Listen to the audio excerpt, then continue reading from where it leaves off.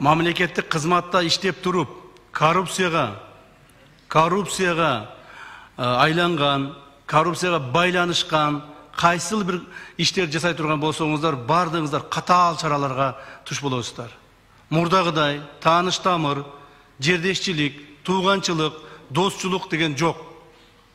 Ким мамлекет кызматта иштеп, ушул коррупцияга аралаша турган болсо, президентибиздин тапшырмасынын негизинде ар бириңиздер жоопко тартыласыздар.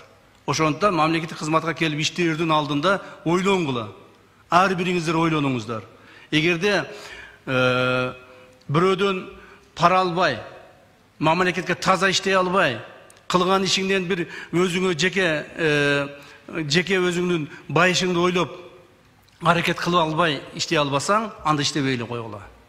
Анда иштебестен спокойно бар бизнес менен заниматься эткиле, ишкерлик менен заниматься эткиле, бала чакаңарды баккыла, карагыла, ойногула, күлгүлө. Себеби көпчүлүгүңүздөр илимдүү, билимдүү адамдарсыздар.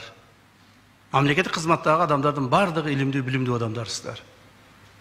Бекер бул жерге келип, өзүңөрдү дагы, бала чакаңарды дагы, тууган уруңарды кыйнабагыла. Мындан ары чара өтө каттуу колдонулат.